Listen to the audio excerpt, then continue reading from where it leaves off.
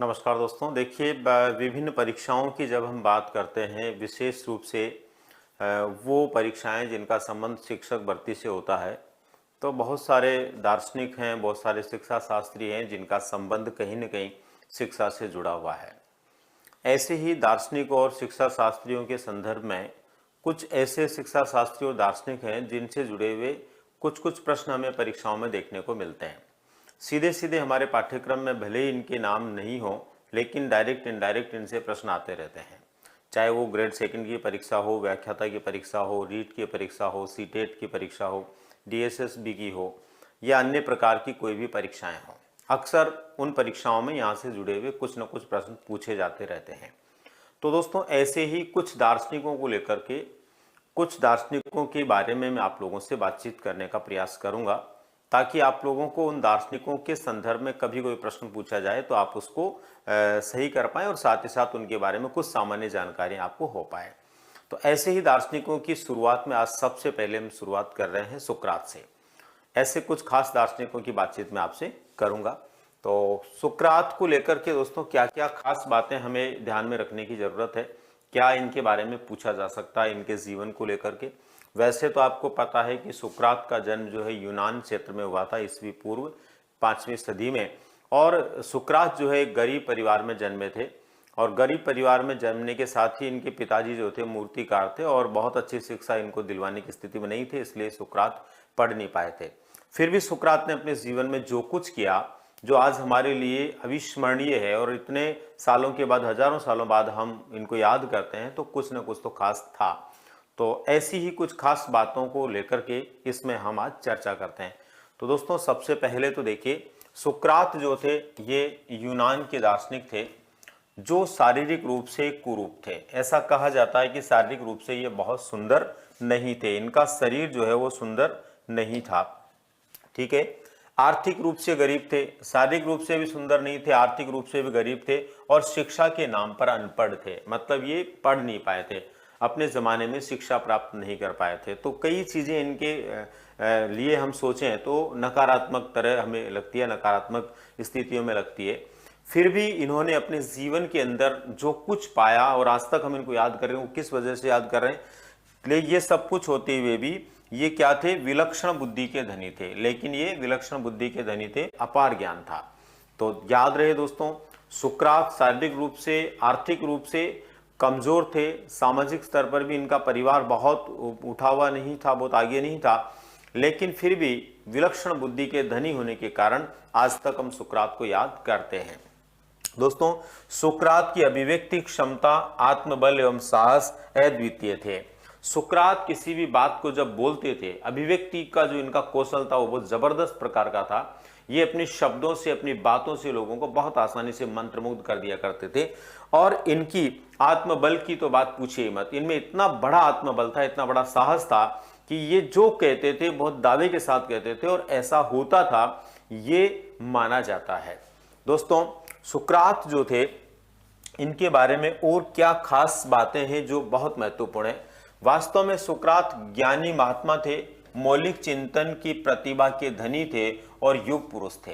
दोस्तों, सुकरात सच में क्या थे, ज्ञानी महात्मा थे। सुकरात अपने आप में बहुत बड़े ज्ञानी थे, सुकरात अपने आप में प्रतिभा के धनी थे, मौलिक चिंतन इनके अंदर पाया जाता था। वास्तविक चिंतन जिसको बोलते हैं, मौलिक चिंतन जिसको बोलते हैं, सृजनात्मक चिंतन जिसको बोलते हैं, अपसारी चिंतन जिनको बोलते हैं, वो इनमें था, और युग पुरुष थे। यानी कि ये अपने आप में एक युग के बहुत महान पुरुष थे, बहुत बड़े पुरुष थे अपने काल के। 469 ईस्वी पूर्व जन्मे सुकरात एथेंस नगर के निवासी थे। 469 के लगभग इनका जन्म हुआ था, और ये एथेंस नगर के निवासी थे। यूनान के अंदर नगर था एथेंस, वहां के ये निवासी थे। इनके पिता जो थे मूर्तिकार थे, इसलिए इन्होंने पिता के कार्यों में भी सहयोग किया। यानी इनके पिता मूर्तिकार थे, तो ये भी अपने पिता के साथ में मूर्ति से संबंधी जो कार्य था, मूर्तिकार के संदर्भ में जो कार्य था, उसमें इन्होंने भी योगदान दिया। यानी पिता के कार्यों में इन्होंने भी बहुत बड़ा सहयोग किया था। यानी ये भी प्रारंभ में पढ़ाई लिखाई के स्थान पर अपने पिता के साथ क्या काम करते थे, मूर्ति बनाने का काम किया करते थे। इन्होंने सैनिक शिक्षा लेकर युद्ध में भाग लेते हुए, सैनिक शिक्षा इन्होंने ली और युद्ध में भाग लेते हुए अपने साहस का परिचय दिया। ऐसा कहते हैं कि इन्होंने सैनिक शिक्षा ली अनपढ़ होने के बावजूद भी, और युद्ध के अंदर जो इन्होंने कार्य किया अपने आप के अंदर, वो बहुत बड़े साहस का काम था, बहुत बड़ी बहादुरी का काम था, इन्होंने युद्ध भूमि में किया था। दोस्तों, इससे आगे इनके बारे में क्या खास बातें हैं। अनपढ़ होते हुए भी इन्होंने शिक्षण व्यवसाय को चुना। देखिए, हम लोग कई बार पढ़े लिखे होकर के भी डर जाते हैं पढ़ाने से, शिक्षण कार्य से। ये अनपढ़ होकर के भी इन्होंने कौन सा व्यवसाय चुना? शिक्षण व्यवसाय चुना, और जीवन पर्यंत इन्होंने शिक्षण कार्य किया, यानी लोगों को सिखाने का, पढ़ाने का काम इन्होंने किया। ये किसी विद्यालय के शिक्षक नहीं थे, ये आपको ध्यान रखना। अनपढ़ थे तो किसी स्कूल में टीचर नहीं थे ये। जैसे आप में से आप लोग टीचर बनने के लिए जा रहे हो और बहुत सारे टीचर्स पढ़ाते हैं, तो वैसे ये स्कूल में टीचर नहीं थे, बल्कि ये क्या थे? सार्वजनिक शिक्षक थे। सार्वजनिक शिक्षक के रूप में काम करते थे, मतलब किसी भी सार्वजनिक स्थल पर खड़े हो जाते थे और अपने विचारों से लोगों को मंत्रमुग्ध कर देते थे। लोग इनके विचारों को सुनने के लिए दूर दराज के क्षेत्रों से आते थे, और ये बहुत आसानी से अपने कार्य को, अपने व्यवहारों को जो है क्या किया करते थे, लोगों तक अपनी बातों से, अपने विचारों से इस तरह से पहुंचाते थे कि लोग इनसे बहुत अधिक प्रभावित होते थे।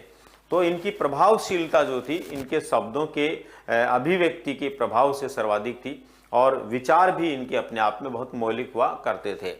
दोस्तों, 50 वर्ष की आयु तक इनका विवाह नहीं हुआ था, लेकिन 50 वर्ष की आयु में पहली बार इन्होंने गृहस्थ आश्रम के बारे में सोचा और गृहस्थ आश्रम चुना। यानी 50 वर्ष की आयु से पहले इन्होंने सोचा भी नहीं, 50 वर्ष की आयु में इन्होंने जो है गृहस्थ आश्रम के बारे में सोचा, गृहस्थ आश्रम चुना, मतलब कि विवाह किया। विवाह के समय उनकी पत्नी की उम्र मात्र 25 वर्ष थी। ऐसा कहा जाता है जब सुकरात का विवाह हुआ था उस समय इनकी पत्नी की उम्र मात्र कितनी थी? 25 वर्ष थी, यानी इनसे आधी उम्र की पत्नी थी इनकी, जो खुद विवेकशील एवं बुद्धिमत्ता की प्रतिमूर्ति थी। यानी इनकी जो पत्नी थी वो भी अपने आप में सुपर इंटेलिजेंट थी, बुद्धिमत्ता की प्रतिमूर्ति थी, अपने आप में विवेकशील थी और बहुत अच्छी महिला थी, जिसने सुकरात के विचारों से प्रभावित होकर के इनसे विवाह करने का फैसला लिया था, और उनके कार्यों में तथा उनके विचारों में बहुत मदद किया करती थी। ऐसा कहते हैं कि सुकरात जो भी काम करते थे, सुकरात के जो भी विचार थे, उनमें इनकी पत्नी बहुत मदद करती थी, बहुत सहयोग करती थी, और इनको मदद करते हुए इनके विचारों को प्रचारित प्रसारित करने में योगदान देती थी। तो दोस्तों, इस तरह से सुकरात अपने आप में एक महान व्यक्तित्व के धनी थे।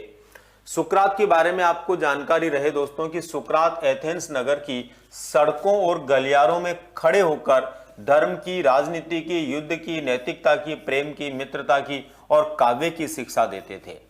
सुकरात कोई स्कूल में टीचर नहीं थे, अभी हमने बात की ना, ये सार्वजनिक शिक्षक थे, सार्वजनिक स्थल पर खड़े हो जाते थे और लोगों को धर्म की है, राजनीति की है, नैतिकता की है, काव्य की है, मतलब जो उस जमाने की नीड थी, आवश्यकता थी, लोगों को मार्गदर्शन करने से संबंधित, उस क्षेत्र में ये लोगों का मार्गदर्शन करते थे, उस क्षेत्र में लोगों को ये कुछ सिखाने का प्रयास करते थे।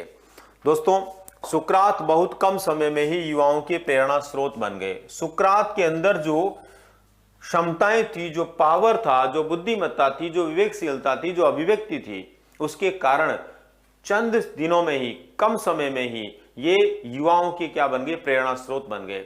एथेंस और एथेंस के आसपास के युवा जो थे वो इनको अपना सबसे बड़ा प्रेरक मानते थे और इन्हीं के विचारों को अपने व्यवहार में ढालने का प्रयास करते थे।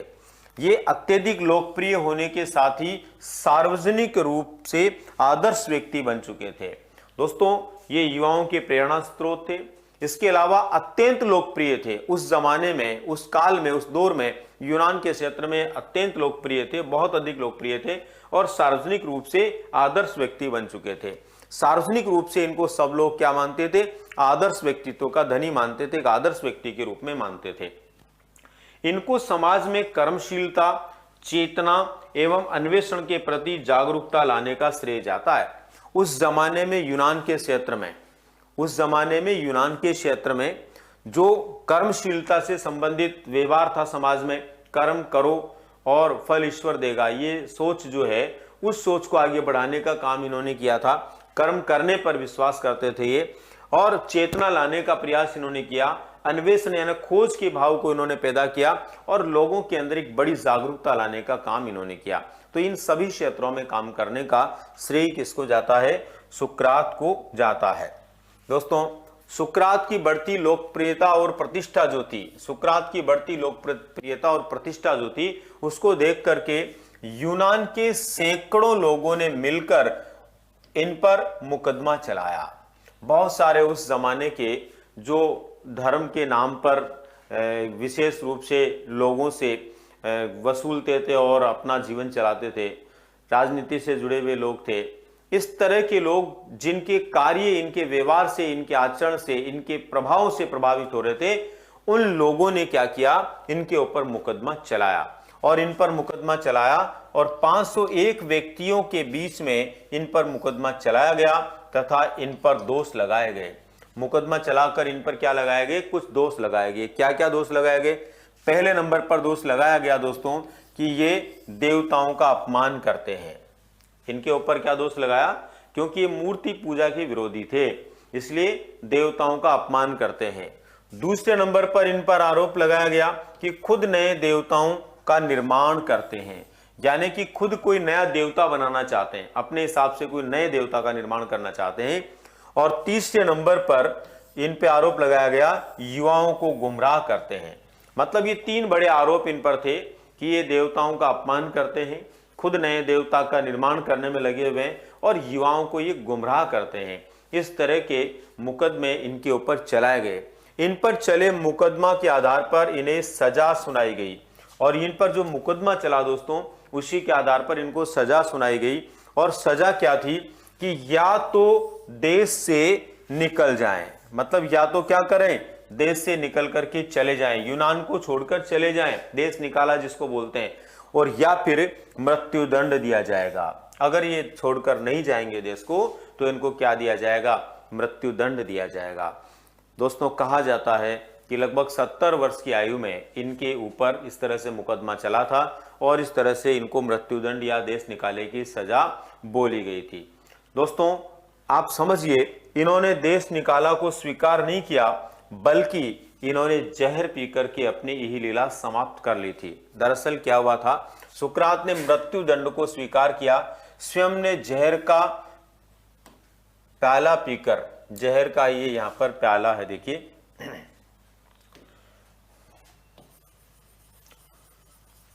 जहर का प्याला पीकर इन्होंने अपनी यही लीला समाप्त कर ली थी। जहर का प्याला पीकर अपनी यही लीला समाप्त कर ली थी। तो क्या ध्यान रहे आपको कि इन्होंने क्या किया था? मृत्युदंड को स्वीकार किया था, देश निकाला इन्होंने स्वीकार नहीं किया। ये चाहते तो दूसरे देश में जाकर जीवित रह सकते थे, पर ऐसा नहीं किया, बल्कि इन्होंने मृत्युदंड को स्वीकार किया और स्वयं ने जहर का प्याला जो वहां रखा हुआ था उसको पी लिया, जिससे इनकी जीवन लीला क्या हो गई? समाप्त हो गई। मृत्यु के समय सुकरात की आयु लगभग कितने वर्ष थी? लगभग 70 वर्ष थी। मृत्यु के समय सुकरात की आयु लगभग कितने वर्ष थी? 70 वर्ष के लगभग इनकी आयु थी। दोस्तों, मृत्युदंड स्वीकार करते हुए इन्होंने हंसते हंसते जो कहा था वो अपने आप में बहुत ही महत्वपूर्ण बात है। इन्होंने कहा था दोस्तों, अब समय आ गया है कि हम अपनी अलग अलग राहों पर चल दें। अब समय आ गया, हम अलग अलग अपनी अपनी राहों पे चल दें। जो भी इनके अनुयायी लोग थे वहां पर, जो भी शिष्य लोग थे, उन सब लोगों को इन्होंने कहा था कि देखो अब समय आ गया है किसका? अलग अलग होने का, जुदा होने का। आप आपकी राहों पे जाएंगे, मैं मेरी राहों पे जाऊंगा। तो इन्होंने कहा था अब समय आ गया है, हम अपनी अलग अलग राहों पर चल दें। मैं मरने हेतु और आप जीने हेतु। मैं मरने के लिए जा रहा हूं और आप जीते रहिए, जीने के लिए अपनी राह पे चलिए। और विशेषकर जो मुकदमा चलाने वाले लोग थे, उन लोगों को भी संदेश था कि अब आप जी आराम से जितना जी सकते हैं, हाँ, मैं इस दुनिया से अब जा रहा हूं। तो मतलब उस समय भी इनको इस बात का कोई अफसोस नहीं था, ग्लानि नहीं थी, बल्कि ये समझ रहे थे कि ईश्वर का दिया हुआ प्रसाद है और ईश्वर का डिसीजन है जो मुझे मानना पड़ेगा। और इन्होंने ये बात कही भी थी कि ये ईश्वर ही जानता है कि जीवन और मृत्यु में कौन श्रेष्ठ है। यानी इन्होंने कहा था कि ईश्वर ही इस बात को जानता है कि जीवन और मृत्यु में कौन श्रेष्ठ है। और दोस्तों, ये सच है। दार्शनिक लोगों का ये मानना, दर्शन का ये मानना है कि जीवन जितना सुंदर है उससे कई गुना ज्यादा सुंदर क्या होती है, इन लोगों की नजर में मृत्यु होती है। अब बात आती है दोस्तों इनके संदर्भ में विशेष स्मरणीय तथ्य क्या है। ये तो थे उनके जीवन को लेकर के खास बातें। अब हमारी परीक्षा में क्या क्या चीजें पूछी जा सकती है सामान्य रूप से जो हमें स्मरण रखने की जरूरत है, तो वो है विशेष स्मरणीय तथ्य। इनमें है दोस्तों सुकरात ने पहली बार कहा था, ये बहुत महत्वपूर्ण है, कई जगह पढ़ने को मिलेगा कि मनुष्य को स्वयं को खोजना चाहिए, मनुष्य को मनुष्य के बारे में जानना चाहिए। वे स्वयं यानी खुद का ज्ञान करवाना चाहते थे और मनुष्य को ईश्वर की सर्वश्रेष्ठ कृति मानते थे। यानी सुकरात ने पहली बार कहा था मनुष्य को मनुष्य का अध्ययन करना चाहिए। उससे पहले केवल प्रकृति का और ईश्वर का अध्ययन किया जाता था। पहली बार मनुष्य का अध्ययन करने का विचार सुकरात ने दिया था। क्यों दिया था? क्योंकि वो खुद को यानी मनुष्य को अपना ज्ञान करवाना चाहते थे और साथ ही साथ ईश्वर की सर्वश्रेष्ठ कृति मानते थे। प्रश्न आता परीक्षा में, किसने कहा था मनुष्य को अपने आप की खोज करनी चाहिए? तो सुकरात ने कहा था। किसने सबसे पहले मनुष्य को ईश्वर की सर्वश्रेष्ठ कृति बताया? तो सुकरात ने बताया। इसके बाद में दोस्तों सुकरात जो है इनका सिद्धांत जो है वो ज्ञान सिद्धांत एवं तर्क पर आधारित था। सुकरात का जो विचार था वो किस पर आधारित था? ज्ञान के सिद्धांत पर आधारित था और तर्क पर आधारित था। मूल रूप से ये जिस ज्ञान की बात करते थे उसका संबंध ये तर्क से मानते थे, तार्किकता से मानते थे। नेक्स्ट है दोस्तों, इनके अनुसार या सुकरात के अनुसार मनुष्य के जीवन का परम उद्देश्य क्या है? तो इन्होंने बताया नैतिक या सद्गुणी जीवन। इनका परम उद्देश्य था नैतिक होना चाहिए मनुष्य को और सद्गुण वाला जीवन होना चाहिए। ये परम उद्देश्य होना चाहिए मानव जीवन का। व्यतीत करना था, वे ज्ञान को सद्गुण मानते थे। इनका ये मानना था कि जीवन जीने का परम उद्देश्य नैतिक और सद्गुणी जीवन जीना है, नैतिक और सद्गुणी जीवन में रहना है। और साथ ही साथ ये ज्ञान को क्या मानते थे? सद्गुण मानते थे। जो ज्ञान हमारे पास होता है, जो समझ हमारे पास होती है, जो बोध हमारे पास होता है, उसको ये क्या मानते थे? सद्गुण मानते थे। सुकरात ने शिक्षा का अर्थ मानव मस्तिष्क में अदृश्य रूप से विद्यमान संसार के सर्वमान्य विचारों को प्रकाश में लाने के संदर्भ में बताया। सुकरात ने क्या बताया था कि मानव मस्तिष्क के अंदर जो भी अदृश्य रूप में विद्यमान संसार से संबंधित सर्वमान्य विचार हैं, उन विचारों को प्रकाश में लाने का काम किसका है? शिक्षा का है। यानी किसी भी व्यक्ति के मस्तिष्क में जो विचार होते हैं, सद्गुण होता है, ज्ञान होता है, उसको यदि आप प्रकाश में लाना चाहते हैं, संसार के लोगों के सामने लाना चाहते हैं, तो वो शिक्षा से संभव है। इसीलिए तो कहा जाता है कि शिक्षा व्यक्ति की आंतरिक शक्तियों को बाह्य शक्तियों का रूप देती है। इस तरह से इनका ये विचार शिक्षा के संदर्भ में था। इसके बाद में देखिए दोस्तों, डॉक्टर राम सकल पांडे जो थे, इन्होंने सुकरात के बारे में क्या कहा था, और ये भी आपसे पूछा जा सकता है, ये भी स्मरणीय तथ्य है। इन्होंने सुकरात के बारे में कहा था कि सुकरात की तुलना हिंदी के महान कवि कबीर दास जी से की है, क्योंकि कबीर की भांति सुकरात ने भी अपने हाथ से कुछ नहीं लिखा, पर इनके विचार अमर हैं। उनके शिष्य लोगों ने उनके विचारों से सैकड़ों पुस्तकें लिखी है। दोस्तों, जो राम सकल पांडे जी थे, इन्होंने सुकरात की तुलना किससे की है? कबीर दास जी से की है। और कहा है कि जिस प्रकार से कबीर दास जी अनपढ़ थे, लेकिन फिर भी उन्होंने बहुत सारी साखियां बोली और उनके शिष्य लोगों ने कबीर दास जी के नाम पर कबीर वाणी लिख दी, और उनकी वाणी आज तक प्रचलित है और आज हम पढ़ते और सुनते हैं। हिंदी साहित्य में एक बहुत बड़ी धरोहर है। उसी प्रकार से सुकरात भी अनपढ़ थे, इन्होंने खुद ने कुछ नहीं लिखा, लेकिन इनके शिष्य लोगों ने इनके विचारों से प्रभावित होकर के कई किताबें लिख दी, सैकड़ों पुस्तकें लिख दी। इसका अर्थ ये हुआ कि ये कबीर और सुकरात दोनों एक ही प्रकार के थे। दोनों में विचारवान होना, बुद्धिमत्ता का होना था, लेकिन लिखने की क्षमता इनमें नहीं थी। लेकिन इनके शिष्य लोगों ने इनके विचारों को अमर बना दिया। नेक्स्ट है दोस्तों, सुकरात ने प्रश्नोत्तर विधि दी, वाद विवाद विधि दी, समस्या समाधान विधि दी, संवाद विधि दी, संदेह विधि दी। ये सारी जो विधियां हैं, प्रश्नोत्तर विधि, वाद विवाद, समस्या समाधान, संवाद, ये सारी विधियां और संदेह विधियां, ये किसकी देन है? सुकरात की देन है। सुकरात ने पहली बार कहा था कि लोगों को यदि कुछ बताना चाहते हो, सिखाना चाहते हो, तो प्रश्नोत्तर का उपयोग करो। प्रश्न पूछोगे तो लोग जो है बताएंगे और उससे सीखेंगे। वाद विवाद, किसी बात का निष्कर्ष निकालना तो लोगों के बीच में डाल दो, अलग अलग लोग अपने अपने मत देंगे, निष्कर्ष निकल के आ जाएगा। समस्या के अंदर किसी व्यक्ति को डाल दोगे तो समाधान का प्रयास करेगा। इसी प्रकार से संवाद यानी बातचीत के माध्यम से किसी व्यवहार को समझना, सीखना, सिखाना। और संदेह यानी कि किसी भी कार्य को करने से पहले हमें संदेह होना चाहिए कि होगा या नहीं होगा, ये करेंगे तो इसके परिणाम कैसे होंगे। तो इस तरह का विचार भी इन्होंने दिया था। ठीक है, इसके अलावा आगमन और निगमन का भी इन्होंने उपयोग किया। हालांकि दोस्तों आगे हम पढ़ते हैं कि निगमन जो है उसको देने का श्रेय, उसको विधि के रूप में देने का श्रेय जाता है प्लेटो को, और आगमन को विधि के रूप में स्थापित करने का श्रेय जाता है अरस्तु को। लेकिन इन्होंने भी इसका प्रयोग किया था अपने हिसाब से जैसे संभव हो सकता था। तो आगमन निगमन का भी इनके द्वारा प्रयोग किया गया था। दोस्तों सुकरात ने सत्य से प्रेरित होकर सत्य प्रेरित अनुशासन पर बल दिया था। किस पर बल दिया था? सत्य से संबंधित अनुशासन पर बल दिया था। इनका बल था कि अनुशासन क्या होना चाहिए? सत्य पर आधारित होना चाहिए। तो सत्य पर आधारित अनुशासन पर इनके द्वारा बल दिया गया था।